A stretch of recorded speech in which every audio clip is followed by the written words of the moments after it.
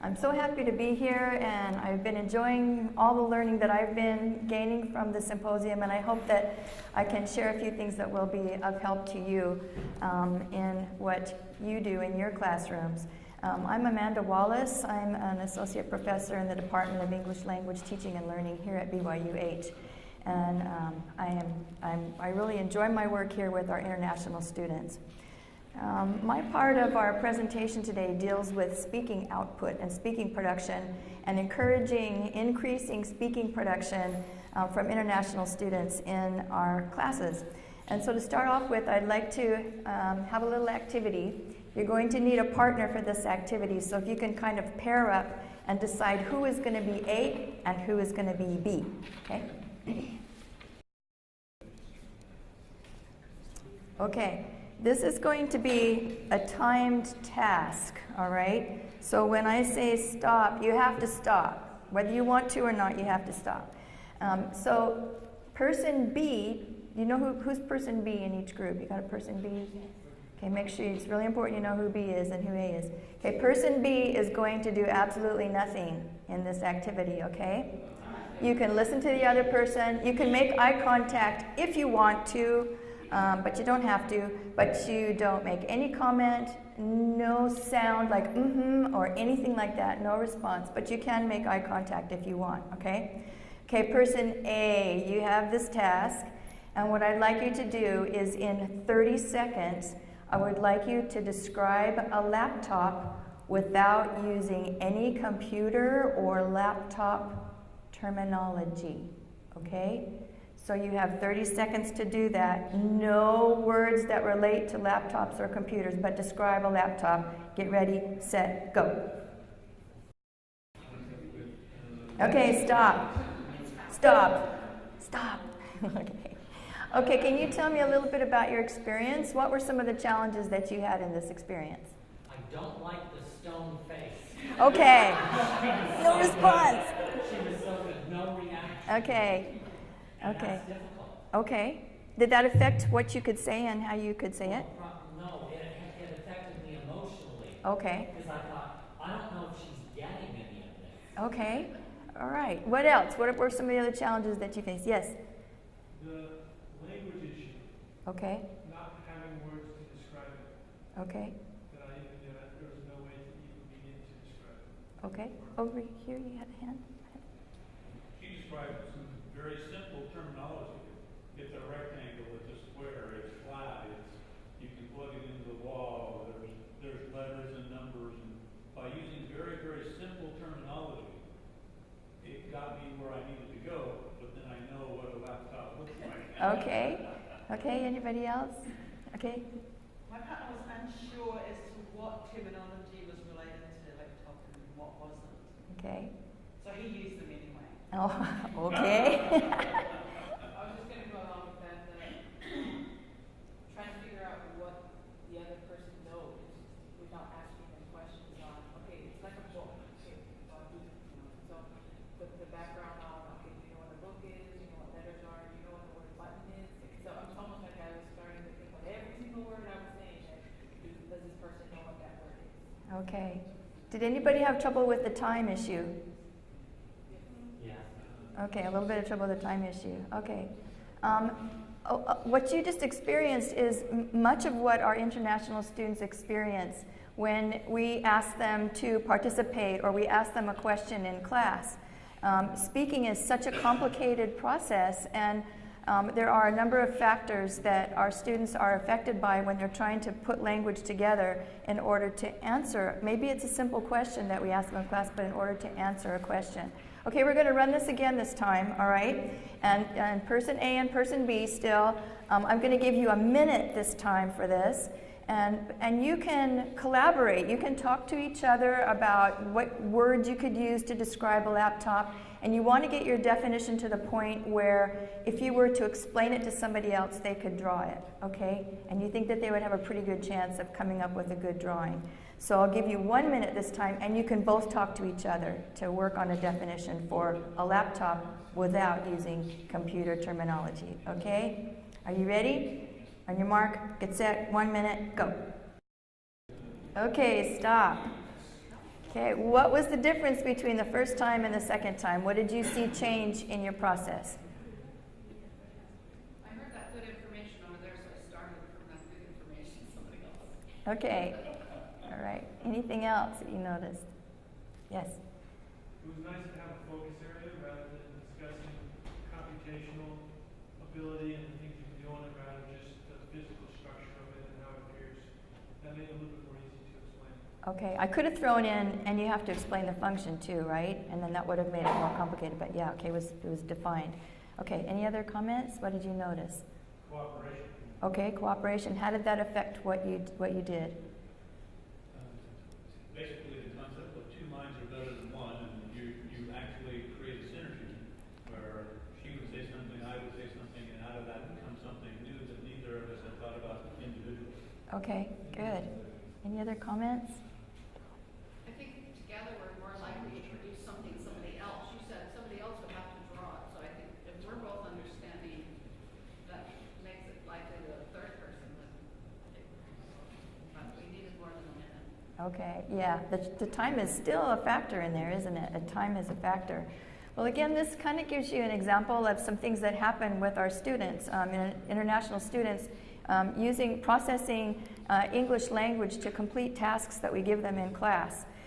For our international students, I've read student comments like on Voice of America and other sites, how students feel about speaking in class, and it's really a scary, risky thing for them. It's one of the most difficult skills because it's just the student.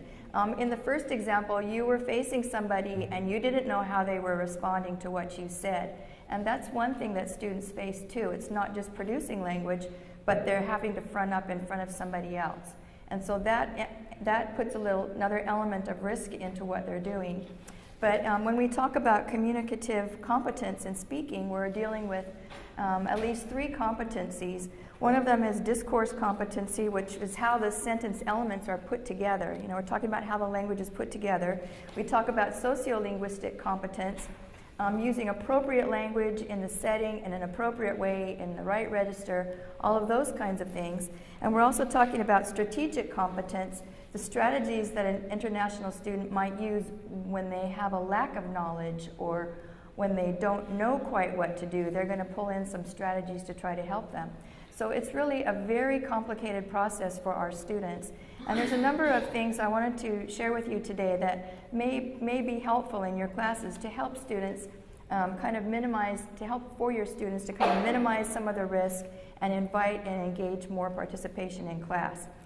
In the handout, I put in some things that we can do before we start discussions or before we expect students to respond orally. One of them, and some of these have been mentioned in other sessions today, and some of them you probably already do in your classes. But one of them is to provide lots of resources for input before you have the discussion in class.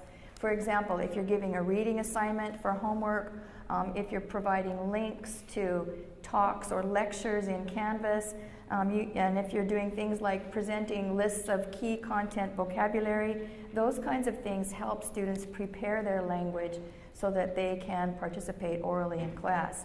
One area that's particularly difficult in speaking for students is any use of numbers.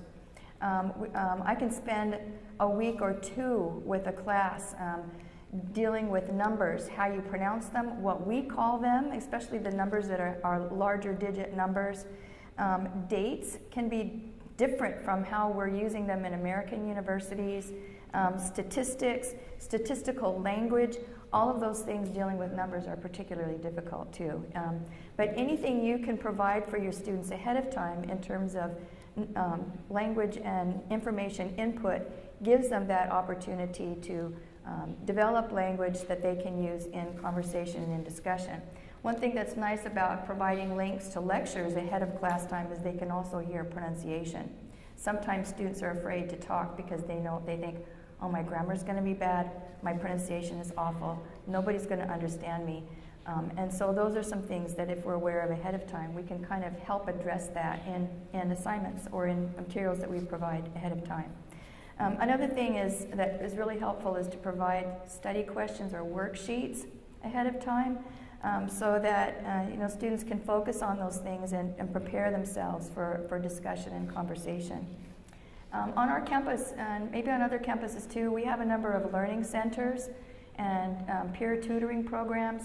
These are excellent because this gives students a chance to take their materials from class, to discuss them and summarize them, and work on pronunciation and other things. So, take advantage of any learning centers that you have or any peer tutoring centers or services that you have. Send your students there and have them work on these skills as well, because that gives them an audience too, somebody to work with in their speaking.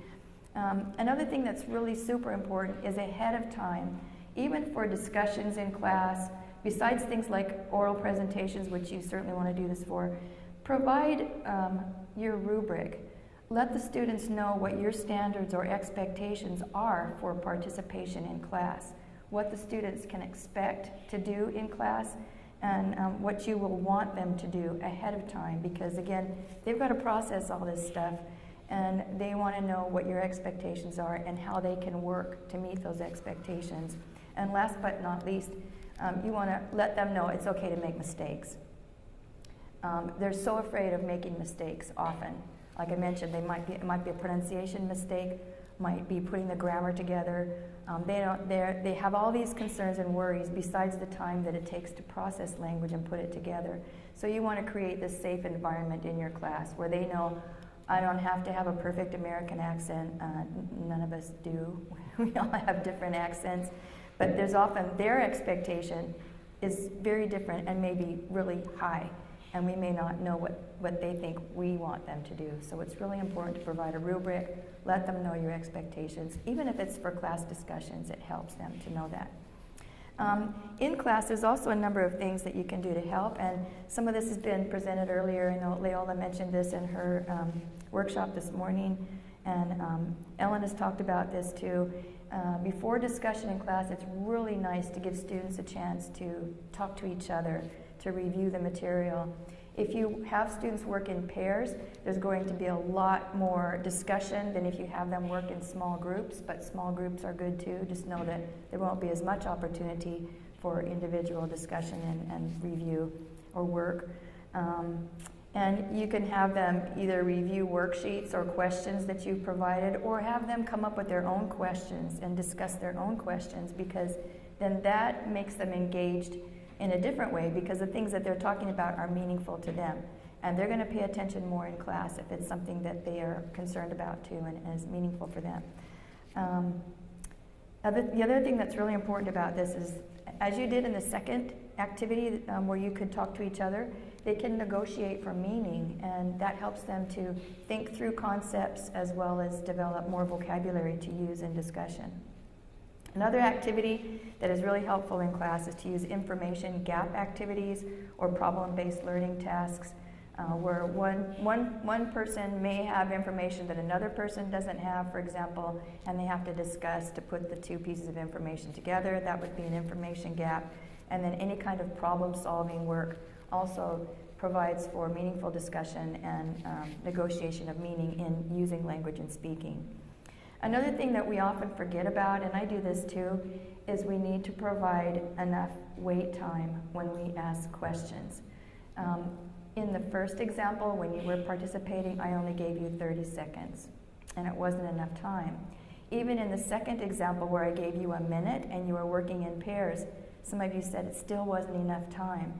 So when we ask students a question where they are having to put all these competencies together and to express something, we need to provide enough wait time between what we ask and their response so they can go through these processes and to put the language together that they need in order to express what you're asking them to express. Some other things that are really good to do is, if you can, and again, some of these activities may not be appropriate in your particular classroom, but you can, you make that determination. Role plays are really good to use, but students need advanced notification and they need advanced time to prepare that. They may not be able to come up and on the spot take on a role play. So you want to give them a little bit of time to work on it, and also let everybody in class know everybody will be participating in this. Okay, so somebody can't say, oh, I can't do that. You expect everybody to participate, and then accept what they offer when they do it too, and use it in a good way. students actually really love group presentations. I've been surprised a few times in my classes where I'll assign a presentation and I'll think everybody's going to go, oh no, another presentation. But the comments I've had back from students later is, I wish we had more of these, because that gives them time to prepare. They work with each other. I ask them to even peer review their presentations in their groups and see where they need to improve. I send them to the Language and Speech Center and have them evaluate their work. And by the time they've gone through all of this, they feel pretty good about what they're doing and they're happy to present. It's really been a fun thing to do. Another technique is discover the answer. I want to ask you a question. Who knows the distance from Honolulu to Anchorage, Alaska? Anybody know? What would you guess? Miles, yep, miles. 2,600. Okay, it's kind of in between those two. A little bit higher than that. 2,715. Ooh, you're really close, okay. But is that flight miles or is that miles? Miles. Okay. Then you're low. Okay, anybody else want to offer a guess? No devices, okay, no Googling. Any other guesses? Okay, you ready for answers? In flight miles, between Honolulu to Anchorage, Alaska, it's 2,781 flight miles. Okay, that's flight miles. Miles, 5,062. Interesting, huh? What did you just do? I asked you a question that you didn't know the answer to, so what did you just do? Estimate. You estimated? Yes. You guessed? Asked you some questions, follow-up questions. Yeah, you asked me some questions, okay? That's the whole purpose for this kind of a technique, because again, if you have students who are afraid to talk or afraid to ask the teacher questions, this kind of an activity kind of frees it all up. They have to ask you questions to get some information, and you expect them to because you're asking them a question they don't really know the answer to. So this discover the answer kind of a thing is a really nice thing to build that between the teacher and student. Yeah. Is that something where you require each student to come up with a question?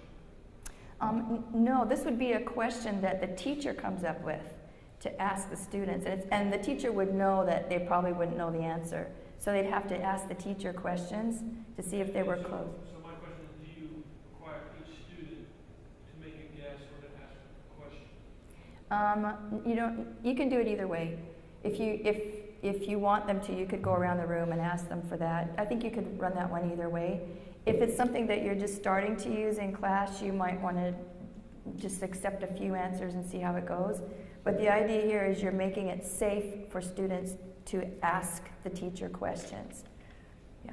One thing I just want to add to that is, sometimes you get a kid that wants to talk all the time. Yeah. They want to dominate the conversation.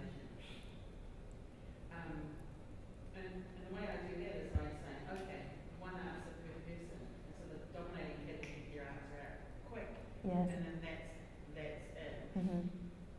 Yeah, that's Something yeah. like that, so that this just doesn't become a discussion between you and the kids that do like to speak. That's right. As opposed to the kids who you're trying to elicit information. Yeah, that's an important point to bring up. So if you want to get everybody to speak, then you would probably call on each student, and like Nancy said, you want to watch out for those that want to dominate. I see the possible application of building on this individual's question to you, putting people in a small group Yes. and having them ask the group questions that would then perhaps draw that out. Yes. A good way of, shall we say, we used to call it a three-person teach, Mhm. where there would be, a group of three, it could be 5 or whatever. But a further application, letting the teacher be in the background and letting the individual students, one of them asks a question, the people then give their guesstimates or ask further questions. Mm-hmm. Well, and that. It's a very good application. Yeah, and that would be a really nice modeling technique to get it going before they actually start asking the teacher too. So thank you for that. Does that help you with your question a little bit more? Yeah, and I've done this before in class, and occasionally I'll come Right. There's a big issue, and I'm trying to get them to ask questions on what they would want to know in order to solve the issue. Right. And sometimes I could wait for 5 minutes and they won't even speak. Right. And so I think this smaller Yep. technique might be Mhm. a great tool. Yeah, and that's another reason to use like pair work or small group work too, would be to do that. That's a very nice example of a modeling for that. The other thing is when I have this, in this list here for outside of class or other assignments, this also plays into that because often you can ask students to come up with their own questions for the topic ahead of time, and then they're coming into class and they're going to be asking, like you mentioned, their own questions too. If you do that ahead of time, or anticipating what the discussion might include in class, what kinds of things might be asked. If students do develop their own questions, that helps to develop their motivation and interest in what's going on in class too. So that again, that kind of extends what you're suggesting and what you're asking about too. Unfortunately, sometimes we do have a few students who they just refuse to participate. But if they know ahead of time that participation might be part of their grade or the expectation for the class, that also can sometimes, you don't want to just rely on that kind of thing, but that can also be a motivating thing to get students to participate. But again, make your expectations really clear at the beginning, what you expect, and so they know. Yeah. We've actually used in small groups mirroring, where you have, let's say you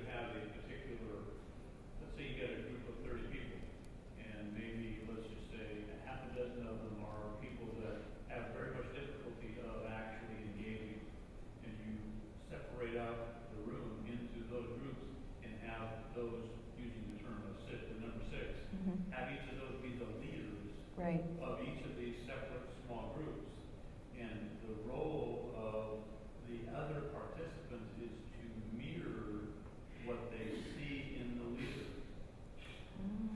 That's good. That has, after a while of sitting there and the leader being the non-engager of doing nothing, and everybody's doing the exact same thing, I'm reluctant to use the word peer pressure, Right. but I'll throw that out there. Based on peer pressure, so far every single time that person that no longer or earlier was not willing to engage started to engage just so that they could get some interaction from the other people. Right. That's a very nice example. Just a thought. Yeah, that's a very nice one. The other thing that I forgot to mention earlier too is when you're putting students in pairs or small groups, you do want to mix it up. You want to mix it up linguistically and culturally so that you don't have the same groups of people always together, and that also creates kind of a better learning situation. Did you have a comment? Oh yeah, I've done where they write the question if they don't feel like speaking it out. You can have them write it, and then you just randomly either have exchange papers around, and then someone can say, "Oh, here's a question," so that way they lose who it was that asked the question, and it becomes just a question for everyone. Yeah, that's a good one. Avoids that whole peer pressure. Yeah.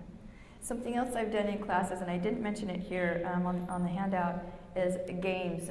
If you have the opportunity to use any kinds of games, that gets everybody involved. And there's a number of different games that you can use in class to create involvement, create interest, and pretty soon people are forgetting that they're shy or that they're unwilling to speak. It takes them out of that, that situation that they feel themselves in. A couple of other things here, just at the end of this handout. If you have learning logs in your classes, make them oral learning logs so that students can record their answers in your learning management system, your learner management system, whether it's Canvas or BlackBerry or something. And then they can actually hear themselves too, and it's a conversation between you and the student. And so it takes away that idea of having to talk in front of a bunch of people, but it's a little conversation between you and the student, and that's something that's really nice. Another thing is to set up discussions in Canvas or whatever your management system is, and so where they can talk to each other too. And that also is another way of getting students involved in speaking in a way doesn't feel like such a big risk sometimes for them, and instead of participating in front of a whole group. The last thing I've got mentioned here is give them assignments that require them to go out and orally use the language. And those can include things like surveys, have them go out and take surveys for some information, conduct interviews. I've even had students go out and do scavenger hunts. And the scavenger hunts I've used are related to academic stuff. Like I've given them a scavenger hunt to find out all the details of the Reading and Writing Center. So they have to go look for the resources there, see what resources are available, and talk to tutors there to get them to sign off things or to explain something. So your scavenger hunts can be related to academic work, or it can be, you know, whatever is appropriate for what you're doing in the classroom. And that way, too, they can use key terminology, they can practice the content, and again, that builds more confidence in them and more willingness to participate orally. But I think that the idea is to just try a variety of things, see what works, and see what you feel most comfortable using and what's most appropriate for your classroom situation and for the way that you're teaching. So those are a few strategies and ideas I wanted to leave with you today. Does anybody have any other questions or comments? Yes. I was thinking of going back. I love the ideas of the small groups, and just last week I've had success with writing those groups on the board. I just said, if your name has a star by it, you're the one that's moderating. Right. You'll give us a report, and they know that the next time someone else has a star, and get away from those that want to do all the Right. talking. And it's nice to change the roles around in group dynamics too, so everybody gets to experience a different kind of role too. Yeah, good, thank you. Any other comments or questions? Okay, well, thank you so much for all that you've contributed, and thank you for being here today. Thank you.